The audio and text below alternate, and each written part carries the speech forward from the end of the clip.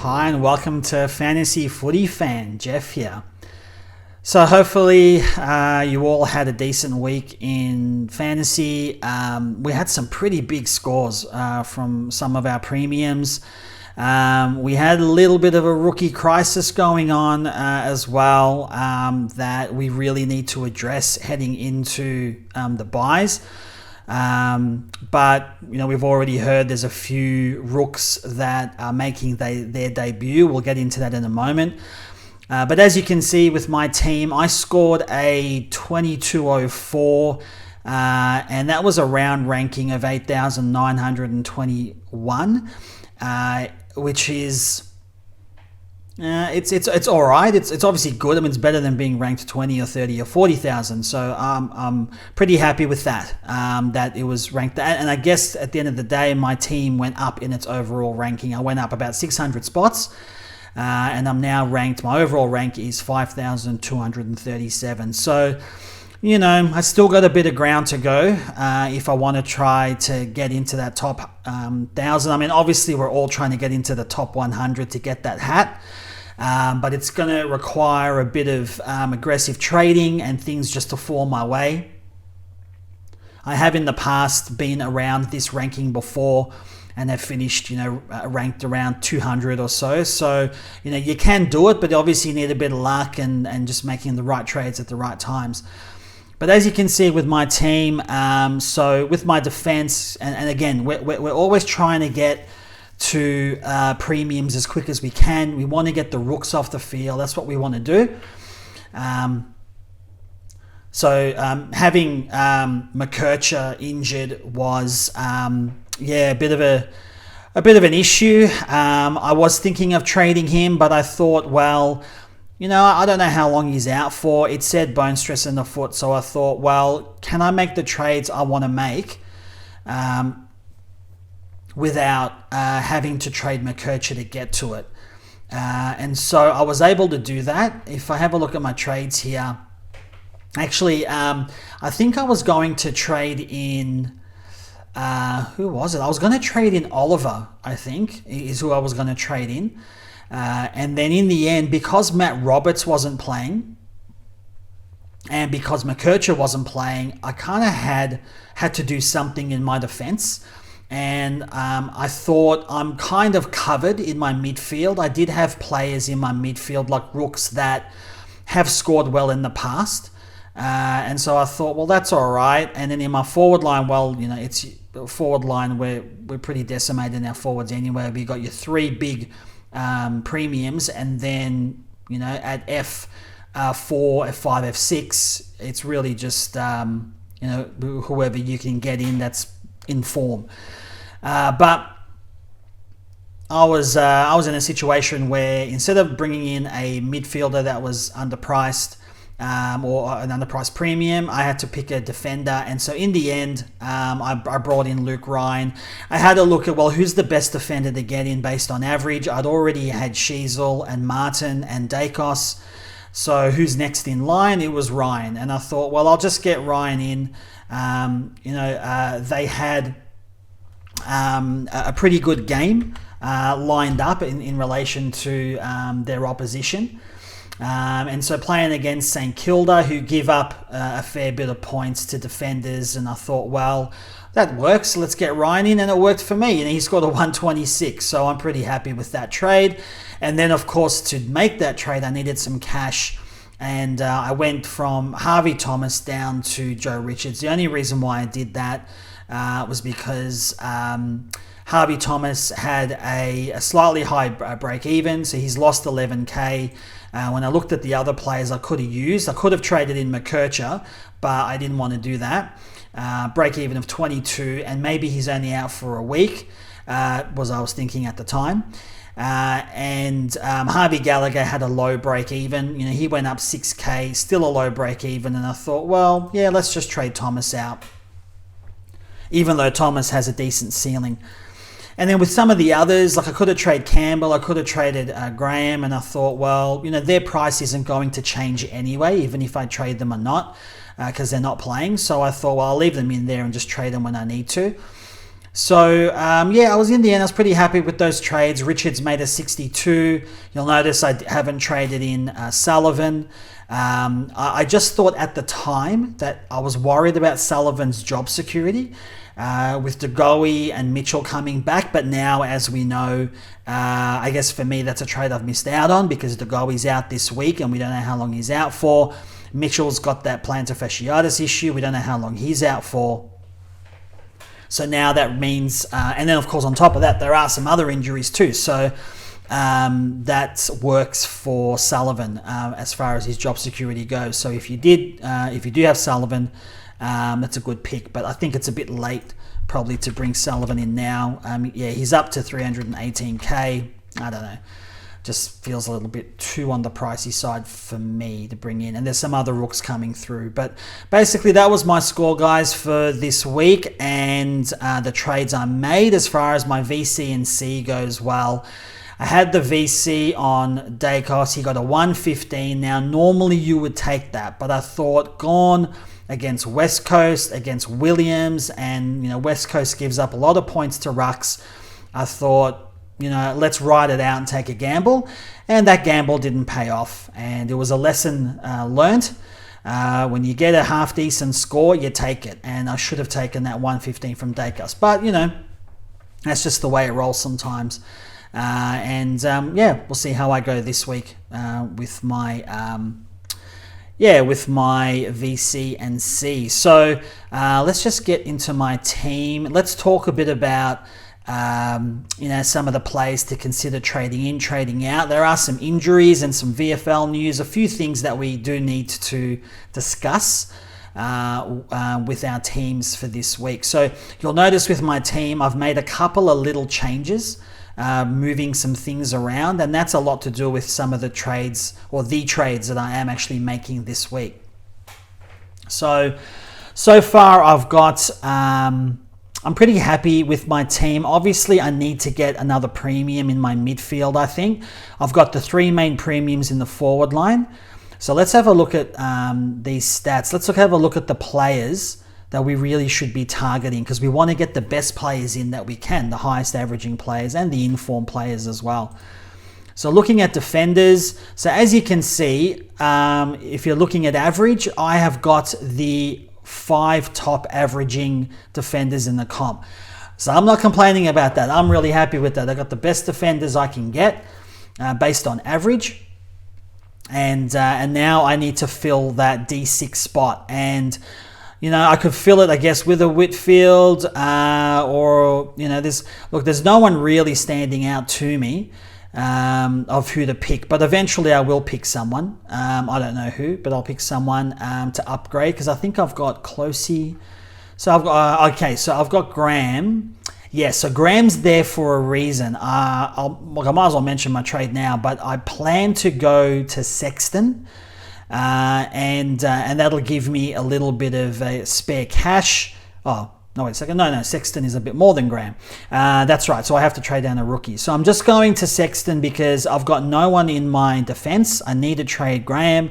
Sure, I could swap Graham for Closey and then put Graham on my bench, but I don't want to have Revel on my ground. I want to get a player on my ground at D6 that can potentially score well, but also make some cash as well. And even though Sexton's in the high 500s, I still think he's worth it. So I get into my trades a little bit later, but looking at some of these players we should target. So that was the defense. Going into the midfield. So as you can see, I've got, I won't be including Zorko or Heaney. So if we have a look at my midfield, it's really pushed back as far as the averages go. So I need to do something about that. I think if I'm making trades, I think I've got 3 trades to make to finish my midfield off. I need to be getting like a Caleb Sarong in there. I need to be getting a Zach Merritt in there, even a Jordan Dawson, even a Dunkley, of course, because he's averaging 113. So that's what I definitely need to do. My midfield is where I need to make, pretty much all the big changes.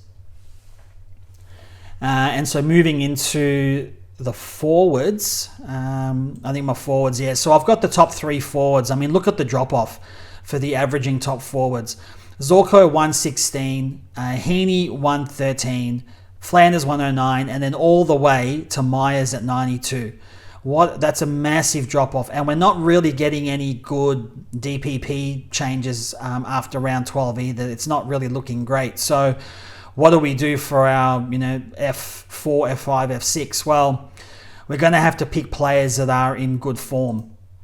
If we have a look at the players in form, that is a Zach Fisher. So it's understandable that players are bringing in Zach Fisher, especially now with McKercher not knowing when he's coming back. He's got the role. He's only, what's he priced at? He's at $697, and for a player that's averaging, He's averaging 121. Sorry, 121 in his last game, but 109 in his last three. So he becomes a player to bring in for your forward line. But aside from that, I mean, look how bad it is. Look how forward line, how bad it is. It's just not even worth spending any time on. It's just better off trying to get your midfield right, get your defense right, because there's players there that are worth it, and then maybe come to your forward line. I think that's the way I am going to play it personally. But the other thing too with my team is I'm starting to get to a point where my bench is not making a lot of cash. So I've got like Curtin and Hardman in my defense. They're not even playing. Revel and Gallagher, well, they've got job security, but they're only making small bits of cash every week. Campbell's injured. Joe Richards, I'm hoping, will make some cash, and Zach Reed's not even playing. But based on how he played in the VFL, hopefully he comes into the team. So I don't know about your team and how it's looking, and how your rookies are looking. My rookies on field are okay. I'm pretty happy with them. So see, McKercher's in the teams. I've got him in my midfield. I'm going to have to get rid of him. Anyway, I'm going to have to change all of this. I had all these trades set for this week, but now with the McKercher news, I might have to maneuver a couple of things. I don't know. I'll decide as I go with this round 10 review. So going through, I guess, some of the players that we need to consider for this week to trade in and then also to trade out. Actually, before we get to that, because we're always out for rookies. We're always out to try to find rookies and ones that are coming in, whether they're worth bringing in. So a little bit of the reserves news, the Magoo's news. And Zach Reed actually had a really good game. His second game back from injury. He's had 10 marks, 20 touches. So he's had 100 and 104 fantasy points in his 2 games back after injury.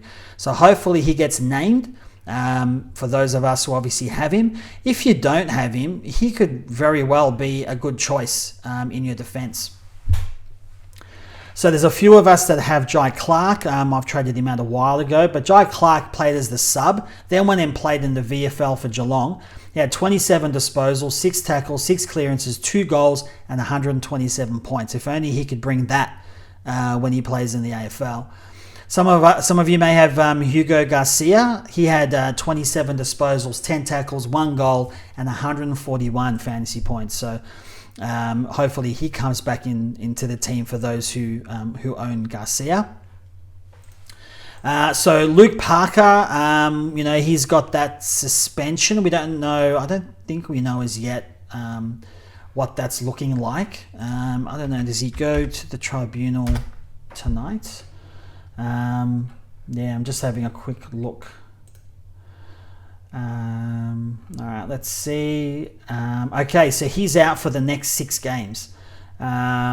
So I've been worried about him coming into the team and maybe affecting Heaney's score, but looks like he is not playing for 6 games after that bump in the VFL. So that's a really harsh penalty. I didn't think that he was going to be suspended for that long. Okay, so now we know that. So that's Luke Parker, because I had some stats on him and how well he's been playing. He's actually been playing really good. He's averaging 113 in his last 4 games, but now we don't have to worry about Parker. He's out for the next 6 games. And Sanders had 24 disposals, but only scored 74 points. But then he scored 139 and 124 in the previous 2 weeks before that. Three round average of 112. You would think that he would come back this week, but it's Bevo, so who knows. But those are, I think, some of the more relevant players in the reserves that, we can have a bit of a think about. As we know, so far, where is it? Just getting up some of this info. So we've had a few announcements of players coming in and coming out. So Colby McKercher's foot is still, and they still don't know when he's going to be fit. So he's out again this week and could be out even next week and even the week after. We've got 2 debutants from Collingwood, and that's Will Parker, who'll debut this week, and Ed Allen will also debut this week. So the Pies are pretty decimated with injuries, and with new Pies players coming in, we don't really know their job security and how they're going to perform. If we actually have a look at some of these guys and how they actually played in the VFL. So starting with Will Parker. So he, this year in the VFL, he has played 5 games and he's averaged 62 points. So not overly impressive. And then Ed Allen, let's see how he's gone. So he's played, how many games has he played this year? So he's played 7 games and he's averaged 72 points. So, a little bit of a mixed bag as well. So Will Parker, Ed Allen, let's just have a quick look at their position. So Will Parker's a 200k defender. Ed Allen, who's been on the list for a little while now, he's 200k mid. So Will Parker, I think Collingwood got, he's only been in the team for like 3 months or something, just a few months, and he's already getting a game. So I guess they like his form. So anyway, they're 2 players to consider. If you want to bring in someone raw, just 200k, so you've got the cash to upgrade elsewhere, then maybe you could bring in an Ed Allen or a Will Parker. Just be prepared that they may not have the job security. That's it. I mean, that's the risk I took, bringing in Daniel Curtin. I brought Daniel Curtin in his first week, and Hardman in his first week. So I went blind there, just bringing them in because I wanted the cash rather than waiting a week and seeing if they had job security. And so that's really cost me. So now I need to do something about that at some point, especially heading into the buys. Looking at some of the other injuries for this week, just ones to consider if you've got these guys in your team or if you're thinking of bringing them in. Obviously, we've learnt about Rankin. He's out for 3 weeks with that hamstring that he copped in the last minute of the game last week. So he was going to be an option to bring in, but not anymore. And then looking through, so you've still got Chera out for 2 to 3 weeks for Carlton. And so that obviously does impact players like Walsh in the midfield. Obviously, Collingwood have been hit pretty hard. So Elliott's, the recent injury report has him to be considered. So it used to be 2 to 3 weeks, but now they don't even know. So I guess what that means is better job security for Richards, because Richards is kind of playing that Elliott role. But it is likely that McCreery comes in this week. That shouldn't impact Richards, I wouldn't have thought, especially with some of these other guys getting out this week. So DeGoey's out this week from last week, and so is Will Hoskin-Elliott and Reef McInnes. So they're all out. Mitchell's another 2 to 5 weeks away. Brody Mychek may come in. So it's all over the place at Collingwood. But that probably means good things for ones like Sullivan and Richards. So Darcy Parish, we know, is out for about 3 weeks for anyone that owns him or was thinking of bringing him in. There's not much really with Fremantle except that Darcy may come in this week. So for any Jackson owners. that impacts them. And then with Gold Coast, so not really much there. Any injuries there? I think some may have brought in Rogers. If you had Rogers, maybe, I don't know. He was managed, then may come back in. So Darcy Jones, if anyone has Darcy Jones, we've all heard now he's out for 6 to 8 weeks, so he's an absolute must trade. And then Sicily should come back in this week. If anyone owns Sicily, I don't really think he's an option to trade in, to be honest. And then there's not a lot. I mentioned Colby McKercher already. That's a real concern. That I think the way I'm going to play the McKercher thing is that if I can hold him, if I make the trade I want to make, and I don't need to use McKercher, then I will be holding McKercher. But if I have to use McKercher to get the player in that I want to get, then I'm just going to use him. I think that's just the way that I'm going to play that. And then for those who brought in Sweet, so we saw in the game last week that Vicente really got dominated by Meek.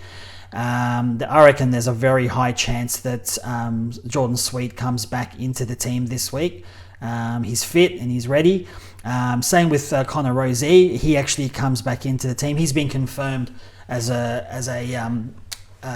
starter for Port this week, so that's good news for anyone that held Rozee. So hopefully for those who own Jordan Sweet, he comes in this week as well. So Richmond's another team that's just decimated with injuries. Really sad news this week hearing about Sam Naismith. He's done another ACL, and you just got to really feel for Naismith. He's worked so hard to come back in after having these kinds of problems in the past. Got picked up by Richmond, started the season, and then now just another ACL, poor guy. And then we move on to, as I already mentioned about Luke Parker, and then Elliot Yeo may come in this week. He's still a test. He actually trained during the week fairly well. So he may come back in and then becomes an option because he was averaging quite well. Libba's out still for another 2 to 3 weeks, according to the injury report, which of course impacts Western Bulldogs midfield. So if you've got Bont like myself, or if you've got they're using Ed Richards, or if you've got McRae even, that all impacts. So there's some of the injuries, some of the players to just keep in mind. Maybe you've got some of these players, maybe you're thinking of trading them in.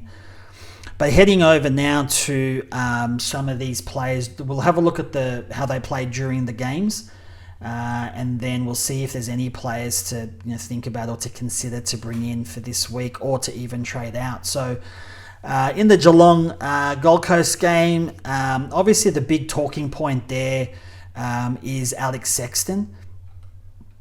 So he is going to be a big in this week, I would imagine, at 573k. He has scored an 88 and a 126 in his last 2 weeks. Went up by 68k this week. Break even of only 15. He's got the role. He's got the job security. At 573, I think, he is a good in. If you don't have the cash and you can't upgrade to an absolute premium, I think he's an option. And actually, he's an option for me. I'm bringing him in this week. I just have to decide whether I trade McKercher out or Graham. And obviously, I'm really hoping that Graham gets selected this week, and then I'll just trade McKercher out. But we'll see how we go. We'll see. Wait for the announcements. But Sexton's probably a player I'm bringing in, and he's one to really look at. So some of us may have Anderson, some of us may have Rao. So looking at Rao, so Rao's now averaging 100. Okay. So probably wouldn't consider Rao. Anderson maybe. Flanders we all have. Some of us have Miller. He's okay. But so Closey's the other one. I think a lot of us have Closey. And he got a What did you get last week? A 63. Now his break even is 54. So you can still hold him for another week. I mean, you'd think he would get that break even, and then maybe look to trade him out. I guess you could trade him out now if you really needed to for the cash. But maybe you could hold him till his buy in round 14, or if you need to trade him out before then so he doesn't lose cash, obviously is the other option there. But he's starting to max out either way, so some decisions need to be made. And then for Geelong, I mean, if you've got Dempsey, I know many of us would have traded him out already, upgraded him. Let's see, what's his ownership like? So he's 50% owned, so still a few own him. He got an 81 last week, so that actually helped his cash generation again. So went up 4k and break even's only 57. So you could still keep him if there's other things you need to work on, then keep Dempsey. But again, if you're in a situation where you need the cash, you want to make an upgrade, he's at that point where you could definitely still trade him out. So it's either or depending on your situation. I think for those who own Tom Stewart, you've really got to jump off. He's just not looking good at all. Break even of 115. He'll lose more cash. He lost 45k this week. His average is 80, and he's just an average player this year so far. Do we bring him back in? Sure, if he starts showing some form, then maybe we bring him in. But other than that, you just got to jump off. Moving on to that Sydney and Carlton game. So again, Isaac Heaney with a 125. If you don't have him, you've got to look to get him in. He's a premium in your forward line. Again, Goulden with a 116. Let's just see where Goulden's at. So what's his break evens? 114. Lost 3k this week, 87k overall at 928. So look, he's an option. I think there's better value out there, but he's an option to bring in. Be wary of the James Jordan tag. That is a really effective tag, and he's actually getting like 70s, 60s, 70s, so he's not doing too bad. He's getting average scores but tagging, and he tagged Walsh to a 68. So I hated that because I have Walsh, and that really sucked for me. But this coming week, so Sydney's got the Western Bulldogs. So who does Jordan tag? In my opinion, when you have a look at some of the players he has tagged in the past, they've all been around the same kind of body shape and size, and type of player, like running half-back player. For me, I think that he will tag... I don't think he'll tag Bont. I just think Bont is a different type of player, different body shape and that, but I think he could potentially tag Adam Treloar, because Treloar's in pretty good form. I reckon he could tag Treloar, but he's also tagged half so the players that play at half back. So I think that he could absolutely tag Dale, Bailey Dale. So I think, in my opinion, it'll be Treloar or Dale. I think for me, I'm okay with that because I've got Bont. I can't see him going to Bont. And then over to Carlton. So I just want to have a quick look at Nick Newman, because he seems to be, I think he's been in good forms. He's recent. Yeah, so a 144, a 90, and a 118. He's 848k with a 76 break even. I think he is an option for our defense for sure. Do I go there? Let's have a look at our defenders here for the best averages. So where does Newman sit? So Newman's pretty much there. Newman's at 94 overall. But if we have a look at the last 3 rounds, where's he sit? Newman. He still sits pretty low. That was last round, sorry. Last 3 rounds, of course, that makes sense. He sits at number 3 for the last 3 round average at 117 behind Dacos and Ryan. So, if we're looking for informed players, he's an informed player and might be worth having a look at. Carlton play Gold Coast. and that game is played at Marvel. So there's every chance he has another big game this week if you want to try a pod, because I don't think Newman is owned by many. Only 2%. So it's an option. I don't think I would do it, but it is an option. And then, as I mentioned, Sam Walsh. I think if you don't have Walsh, you've got room in your midfield to bring a player in. He dropped 19k. He's down to 941k overall, averaging 110. Does he get his 128 break even this week? Playing against Gold Coast at home? Sure, there's a chance, because he's gotten a 145 and a 143 already, so he could get that. But I think he is... he's also an option, I guess, if you want to pay up to bring in. I think probably maybe Merritt. We'll get to that game in a second, but he might be a better option.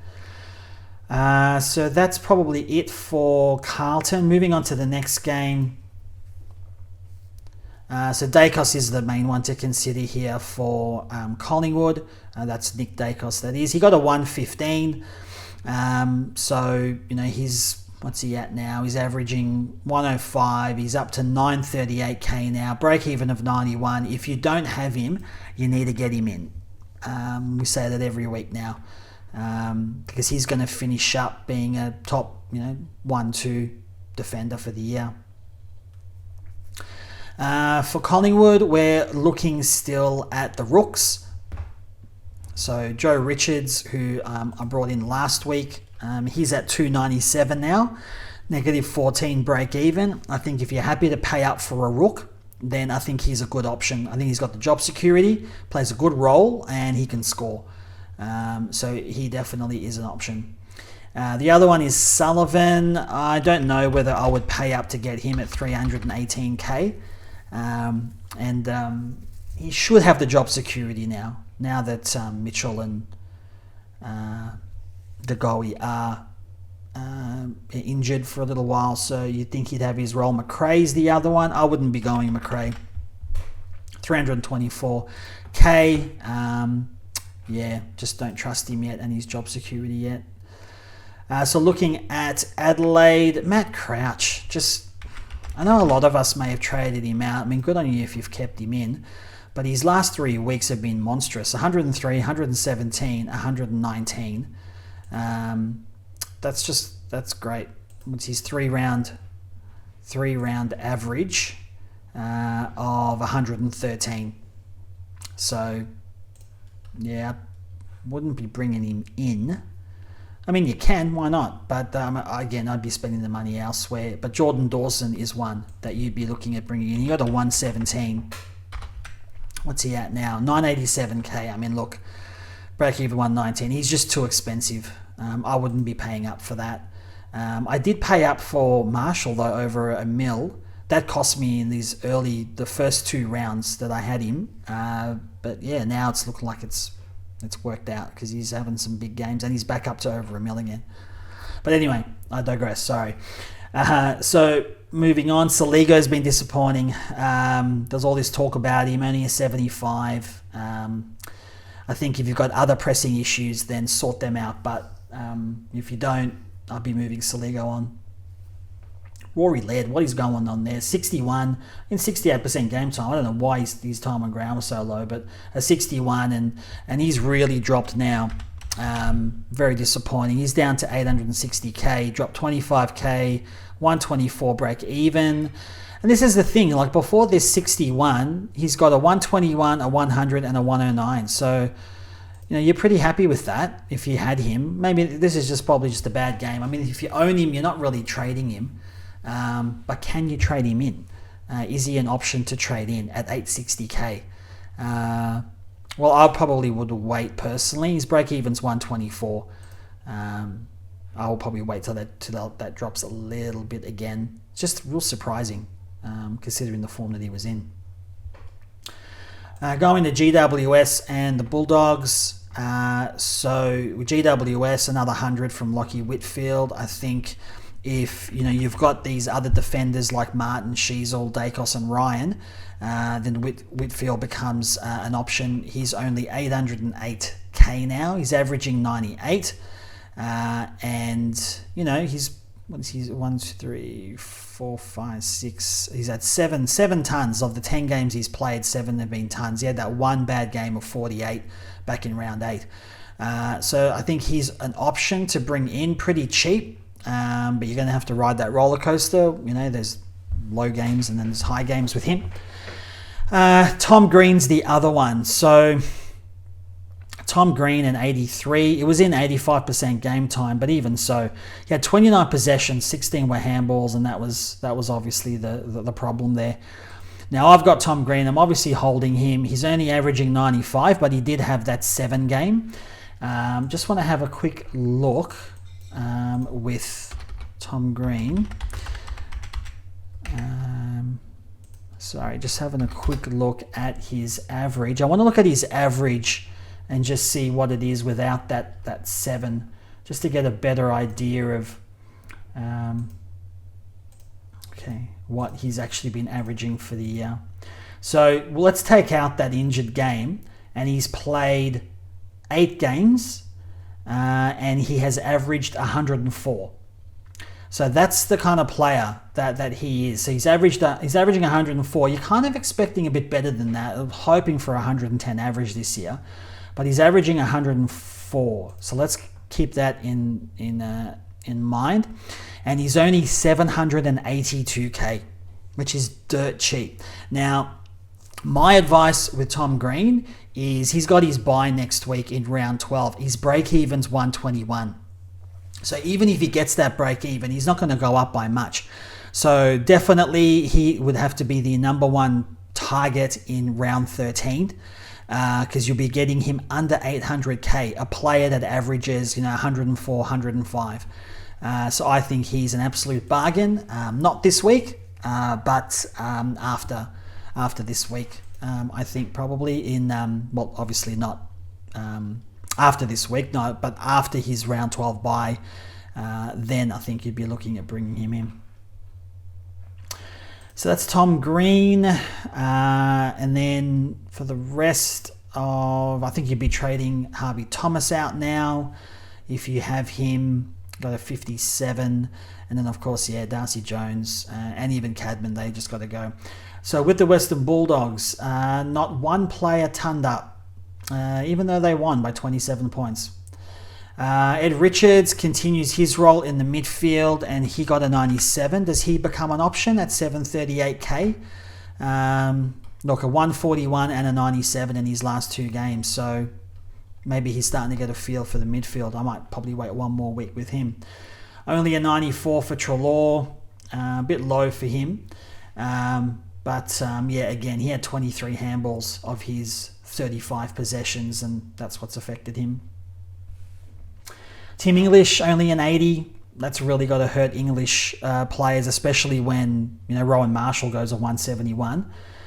And then McRae only a 72. Now for Bont owners, you're not happy, of course, with the 71, but at the same time, he was tagged by Ward. So I don't think he's going to get tagged this week, and I would hope that he would get to a decent score this week, hopefully. Joel Frazier, whatever you want to say it. He only scored a 51, but I still think he is an option to trade in this week. If you don't have him, I think I will be looking at trading him in. I don't know and can't see of any other good rookies to really bring in. I think he looked all right. He's played a little bit, mostly across half-back, a little bit on the wing, I think, in the last game. So I still think he's probably an option, or at least the best option to bring in if you haven't got a Richards or anything like that. Gallagher with a 48, it's pretty average, but I'm still holding on to him, only just because I've got other things to sort out. St Kilda and Fremantle, looking at that game. So Rowan Marshall went pig and got a 171. So he's back into some awesome form. So when I brought him in round 6, and he got a 62 and a 73 for me, which really sucked. But I stuck with him. Obviously, the Jordan Sweet option was an option to trade him. But in his last 3 games, he's averaged 150 in his last 3. So I'm pretty wrapped with that. In the end, it's worked out quite well having him. If only I had him captain. But of course, hard to know with those things. But yeah, Marshall, a good game. Jack Sinclair got back up again and got a 118. Just having a look at St Kilda's CBAs. How did Sinclair do? Where are we? So Sinclair had only the 23% CBAs. So obviously he didn't really play too much in the middle, or maybe just didn't have as many CBAs, but still went and played in the middle. Let's have a look at his heat map for this last game, just to see where he was at. So yeah, he played across the midfield, so most of his possessions were at halfback, but also across the middle and both wings. So he's still playing in the middle. It's where most of his heat map is showing.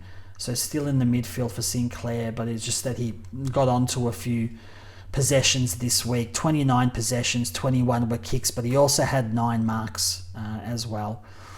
So that helped. Wangani Malira, a 110. Bonner, a 109. If you got Bonner, I mentioned a few weeks ago that he was in a position where you could hold or you could trade. And if you held, well, that's great. I think as I mentioned, he's one of those players where if you got him, you probably got other things to sort out. Sort those other things out first before you even think about upgrading Bonner. Jack Steele, a 77. That was really disappointing. And let's see. So he got the 8 tackles and the 12 contested possessions. So that's still a decent showing for him. I always look out for those things with Steele. But he had 18 possessions, 13 were handballs, and yeah, that really affected my score. These low scores from these mids, that's what really affected my score for last week. Like, look at that. 68 Walsh, 77 Steele, 71 Bont, 83 Tom Green. Like, these should all be tons. Was fortunate that my defense held up and my forward line held up. And my rucks held up, except for probably Gorn, I guess. But nevertheless, the mids were really disappointing this week. Like I said, I've got McKercher, Closey, and Reed on my field. They all need to get to these mids like Sarong and Merritt and so forth. I'm going to have to work that out somehow. All right, where were we up to? So I think for those who have got Wilson, I've got Wilson still, break even of 57. Again, you're only trading him out, in my opinion, if you got nothing else to do or you absolutely need the cash. But other than that, like I'm obviously holding 640k. He's now break even of 57, so he's got the potential to definitely do better than that. Got a 72 last week, so I'm still holding personally. And then moving on to Freo, so Jordan Clark. So he managed to break free of that 90 average and got a 141. Luke Ryan a 126, Jackson a 116, Hayden Young a 108, Sarong 103. So yeah, they really went to town, the midfield there against St Kilda. But yeah, some pretty decent scores from those players. You're expecting that from those kinds of players. Just want to have a look at Sarong. So he's 976k, break even of 119. I think he's averaging 114. I just got to get him in at some point somehow. Let's have a quick look if I traded McKercher out this week. Can I get in Sarong? Sarong, I'm 270k short, so I need a player that is at least 470 in value. And that is, so Graham's 490. So I could technically make that move. I could go a Graham to that Will Parker from Collingwood. So that'll be a big risk though. Yeah. I don't know. Yeah, I'll think about it. I've got a few little things that I could do. That's a bit of an aggressive move, and Sarong's got the good buy as well. Yeah, I don't know. I was going to go Sexton, but maybe that might be the better move. Just going straight for the premium. Yeah, he's so expensive though. I don't know whether to just try someone of a bit better value. But I don't know. and especially this week as well. Sarong's got Collingwood. Their midfield's a little decimated at the moment. They're not going to tag or anything. And the game is at Optus Stadium, so you'd expect Sarong to go nuts this week. I think Collingwood, it's going to be a good game. Collingwood certainly have a chance to win, but I think the midfield's going to do really well. So maybe Sarong might be a good option. Anyway, just speaking out loud, we'll get to trades a bit later. Jeremy Sharp continues his awesome form of late. So an 88. So again, if you've got him, look, break even of 47, I would hold. He went up another 36k this week. I'm really bummed that I traded him out. He got that 39 in round 7, and that's when I traded him. And since then, 86, 118, 88. Good on you if you held. Well done. And yeah, obviously there's other things you must have going on to fix, so you're just holding on to Sharp. Nat 5 for 61. I've got him in my team. Break even of 91, so he can go now, unless you've got other trades you need to make. But yeah, I reckon you could trade him out. We did say that last time, and he pulled out 100, whatever he got that game there, that 118 against the Dogs. So 28, 50. Well, he was sub that week against Richmond, but 58, 61 last 2 games. Yeah, that's not great, not ideal. So that's probably it for that game. And then Brisbane and Richmond. With Brisbane, there's Zorko. Now, Zorko, I believe, has the bye in round 12. He does. Is he one to bring in? Well, look, this is the thing. There's 3 forwards that you need to have. Flanders, Heaney and Zorko. As you saw before with the stats, the next forward is just miles off the pace. So you need to have these 3 in your forward line at least. And, you just have a look at his scores there, just monstrous scores. His last 3 games, he's averaging 147. In his last 5, 126. So he's got the role. He's getting a heap of the ball back there. Yes, he's over $1 million now, but yeah, I don't know when he's going to drop down again. But he's got his bye next week anyway. So if you're bringing him in, you got to be prepared that he's not playing next week. Looking through, so Kai Lohmann, for anyone who still has him, 99, kicked 5 goals. That's what he needs to get to a 99. But yeah, there's no one really else of interest. Just Bruce Revel, of course. Some of us probably have him, and he's a -7 break even. He's got the job security, Revel, so I'm actually pretty happy just holding on to him. Keep letting him make some cash. He's already made 111k, so I'm pretty happy with that. Just let him stew there for a bit and let him make his money. Just sit on the bench, and then I'll eventually just trade him out. So moving on to Richmond. Look, I've kind of going through these as quick as I can, and I might miss the occasional player, so I apologise for that. But with Richmond, yeah, there's no one really there. Kane McAuliffe, I don't know. Let's see, he's 244k. Does he have the job security now? Got a 61. He did play 69% game time for a 61. Had a decent game, 20 possessions. Looks like he was rotating through the midfield. So yeah, he would be an option, I guess, as well. If I didn't get to watch this game, so I'm not really too sure how he played. But yeah, if you're confident in him, then yeah, he could be an option if you feel he's got the job security. And then yeah, there's nothing really there for me for Richmond. Essendon and North Melbourne. So with Essendon, Caldwell still continues to do well. There's a few injuries there for Essendon that's helping with Caldwell. So a 105 if you've got him in your forward line, and you're still holding because, if you've got Caldwell at, D4, D5, D6, then yeah, that's great. You'd be holding him there. Nick Martin, a 95, bit under, we're hoping for a bit over 100, but 27 possessions and 14 were handballs. 9 marks, which is what we expect from him. But we just wanted that little bit extra from him. Maybe a few more kicks, maybe a couple of tackles. That would have been ideal. But he's got, I think it's Richmond this week, Essendon. He's got Richmond this week. You would expect Martin to go nuts, even to the point where he could be a captaincy option. Can completely understand that. So as we know, we mentioned before, Darcy Parish is out, so that helps. I guess Caldwell too, because Caldwell's playing a bit of inside mid there. He did have 9 clearances. Let's have a look at the CBAs here for Caldwell. Where are we? So 35%. So on the lower end, looks like it was Merritt, Stringer, and Durham that had most of the CBAs there. So who else? So Zach Merritt. We have to consider Zach Merritt now. He scored a 78. So I'm not considering him this week. Let's see, 148 break even. He's playing against Richmond. Do you bring him in? Look, he's probably going to get a 120 minimum this week against Richmond, you would think. I think he's going to go big.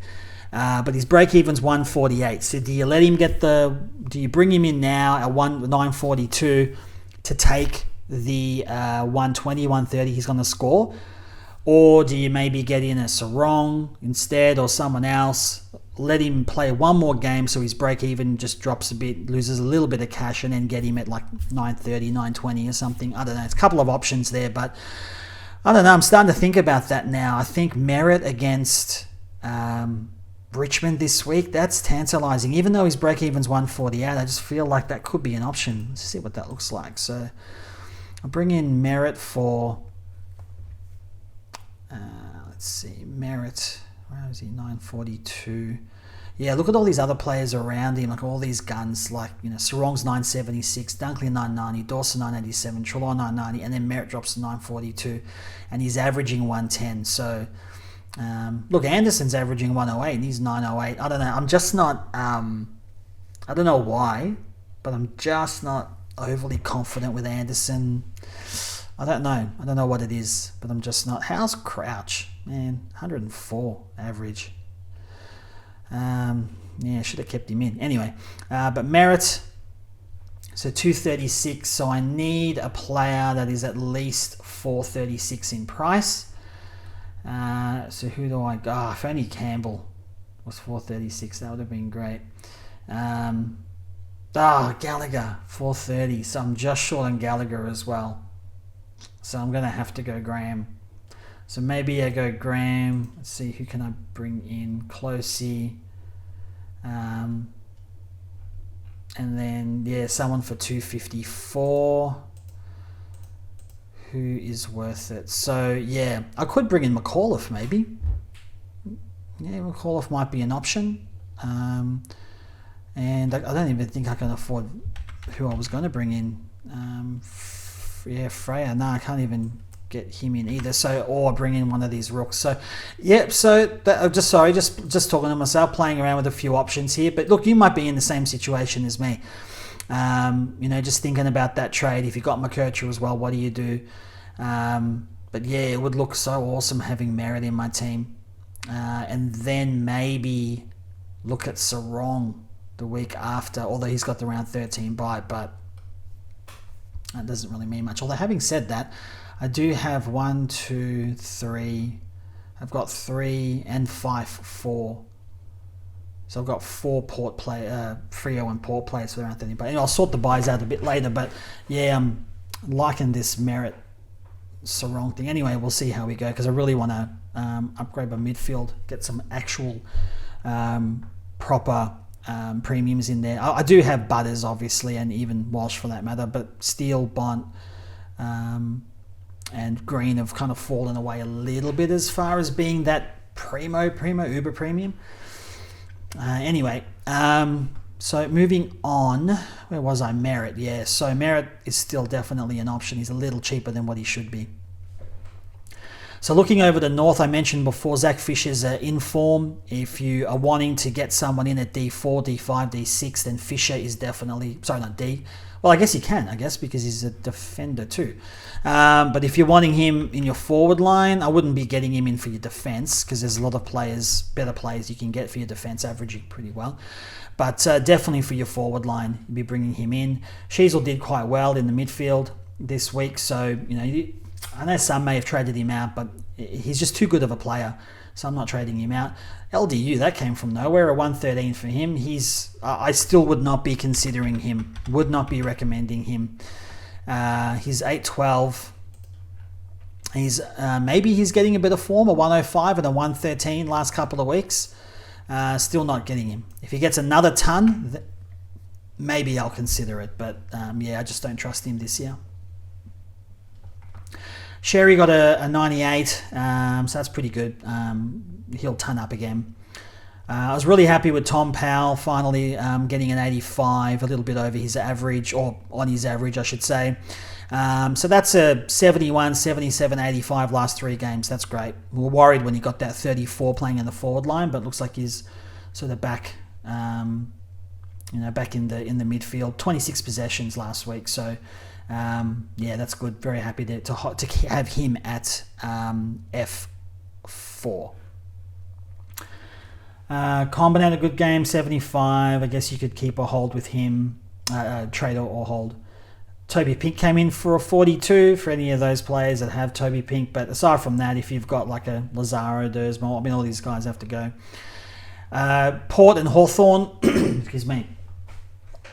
So Houston, pretty decent score of 136. Happy to have Butters 112. Good to see your Horn Francis get to 112. Houston with that. What is he sit? So he is averaging 95, mid 90s. Yeah, probably wouldn't be considering bringing him in. And this is what Houston does. He'll get that occasional big score, then just kind of more your average kind of scores. So personally, not really looking at him. So hopefully for Sweet owners, Vicentini gets dropped. Sweet comes back in. Vicentini got monstered, I think, from Meek, in my opinion. And Ollie Wines, we know, got a 30 in 22% game time, and he's been in ripping form. He had the heart palpitations. Fortunately, we got the good news that he's okay, nothing's wrong, and he's playing this week. So that's great for him, his family, and great for the club and all of that. And of course, great for fantasy players that own him as well. Moving on to Hawthorn, good to see Will Dagger to 109. Let's just keep an eye on him. And those who brought in Lloyd Meeker 108, that's pretty good. But ours Blake Hardwick at 132. He was like shifting around all over the place, kicking goals, 5 goals, and then playing in defence. Would you bring him in? No, you wouldn't be bringing him in. Too unpredictable. And Dylan Moore's been such a disappointment. There was that talk, when was it, a couple of weeks ago? We'll all talk about bringing him in. 114, a 96, a 114, 116. And then since then, 71, 62. Just really, really disappointing scores from him. I don't know why. I don't know what to put it down to. Good to see that Ethan Phillips came in, got a 39. Let's see if he's got job security, if he's named this week. And if he is, I personally wouldn't be bringing him in. He's 211, so there's still room for him to go up a little bit more before we even pick him. West Coast and Melbourne, the last game. I think there's no one really here I'd be looking at bringing in, but let's talk about Harley Reid. That goal from the square was awesome, or from the middle, I should say. Took 3 bounces straight out of the middle, burnt off Petrarca, mind you, and then kicked that goal on the run from just inside 50. He's doing that in his first year. It does have a bit of Judd-esque type of behaviour, even though they are, different types of plays in the body shape, but both explosive. But yeah, pretty awesome to see. If we're all lovers of footy and fans of footy, and when you just see that, it's just so exciting and exhilarating. It was awesome. Great to see. So he scored quite well in the end and got that 82, which helped us as far as ownership goes. Went up 15k, break even of 58. It just shows what he can do. So still holding on to him while I'm working other players and sorting them out. Moving on to the D, so really happy with Oliver. If you're an Oliver owner, got tagged a little bit by Dom Sheed and still scored a 94. So I think Oliver's probably at a good place now to bring in. You may have already brought him in, but look, he got that 94 with the tag. He's 741k, 71 break even. So I was wanting to go maybe Merritt or someone like that. I was thinking of Oliver as well. Merritt and Sarong I could go, but Oliver, so see how would the Oliver trade go? That would be a lot more easier for me to get. Look at that, 35k, so I could even trade a Campbell, for example. Maybe bring in a Fraser. There we go, 112k left over. So I could do that, bring in Oliver. I'll think about it. That's another option, I guess. Max scored an 86, so disappointing. Some of us had him as captain. But what are you going to do? Petrarca, though, look, Petrarca got it's been actually an interesting game this week with Gawn versus Marshall. Petrarca, you just can't. I don't know if you picked him, but you just can't just trust him anymore. I mean, he's averaging 93. He's just not getting the scores that we want. Break even of 98. Wouldn't even consider him. I want to see some form first before thinking about him. Blake Howes, you could definitely trade now. Got a 50 if you still have him, that is. And even with Windsor, I reckon Windsor you could probably trade now as well. He had that decent score recently. Then got the 46, break even of 47. So sure, you could probably still hold. Went up 20k, but can definitely trade him as well. So there's a few options there, I think, for who you're going to trade. Now remember, when you're going to decide to trade, you've got to take into account the buys, obviously.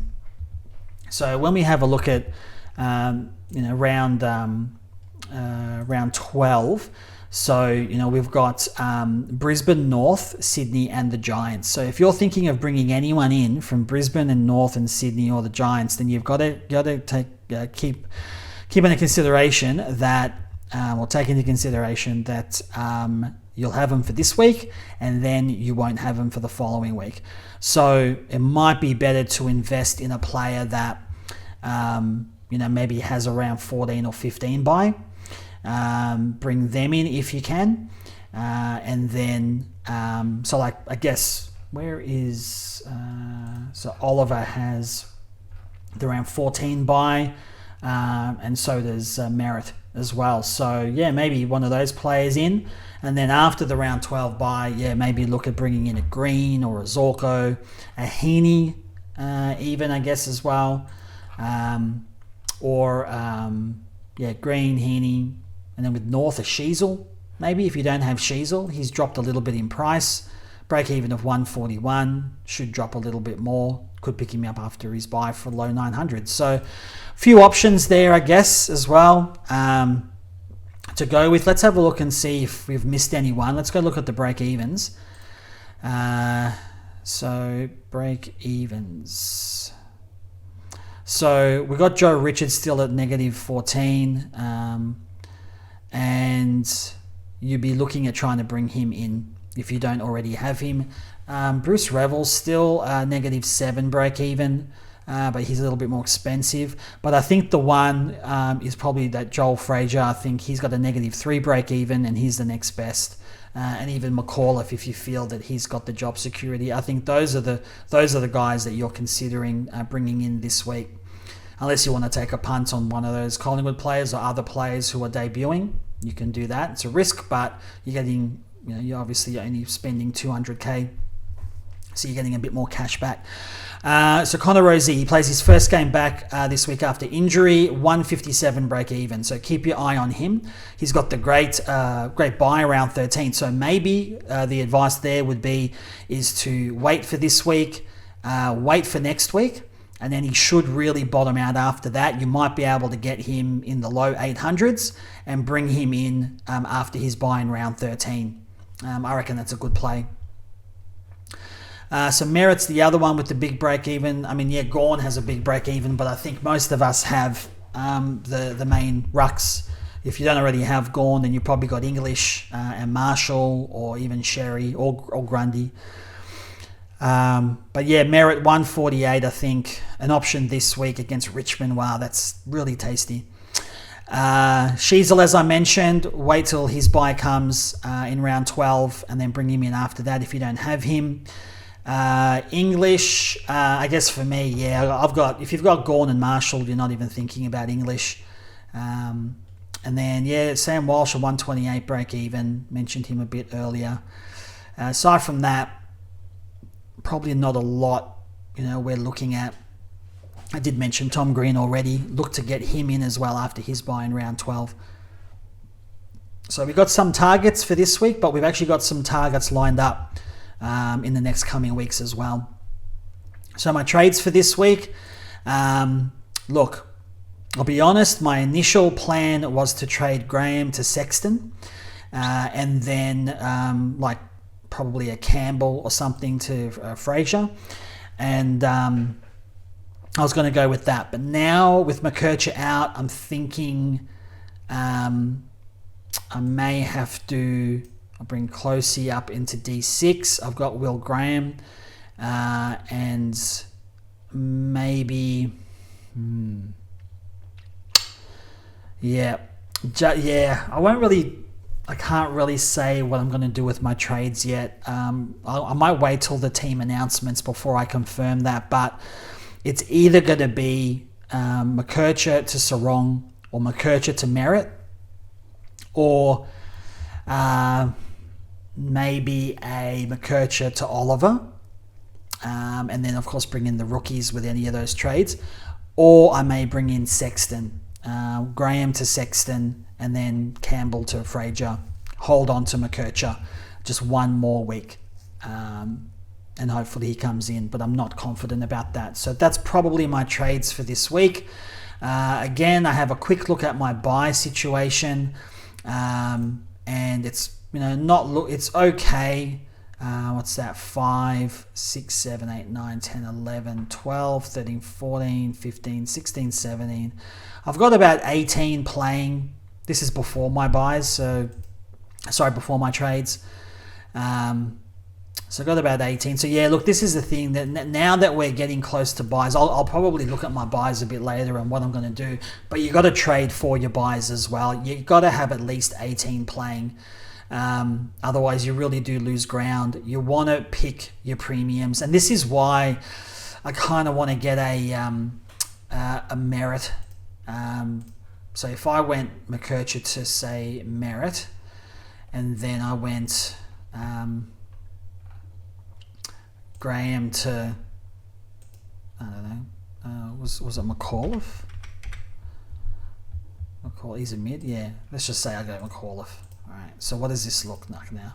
So I've got Merritt in my team now, McAuliffe, which I won't start with him. I reckon I'll bring Revel on. And maybe I'll bring Revel into my forward line because I'd rather have Richards on my field above all these guys. Above McAuliffe, Gallagher, I'd rather have Richards on. So now how does that look? It's not too bad. Let's have a look at the buys now. So round 12, what does it look like? So I've still got 5 in my defense.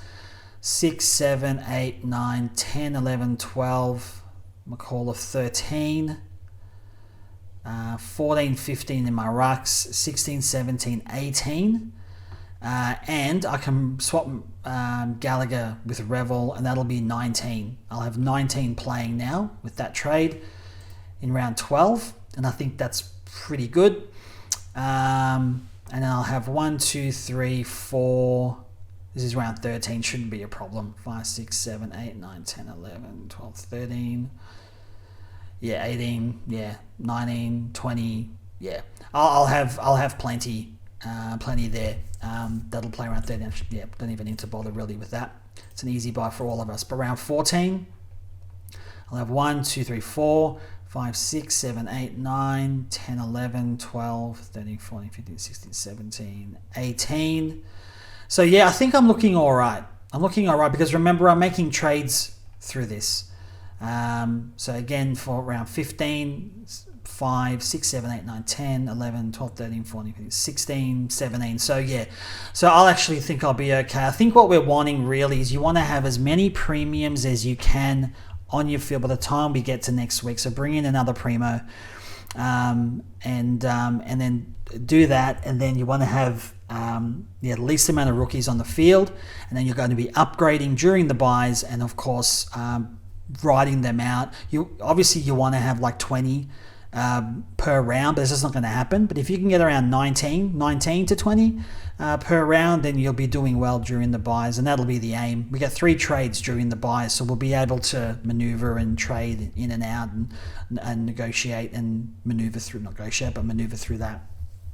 So it'll be an interesting week this week coming up. Again, wish you all the best. Hope your fantasy team does well, and then we'll have a look at the conclusion of round 11 this week, and it's going to be a really interesting review, but a really interesting chat about what to do with our buys coming up and what trades to make. So again, all the best, and I will catch you at the conclusion of round 11. See ya.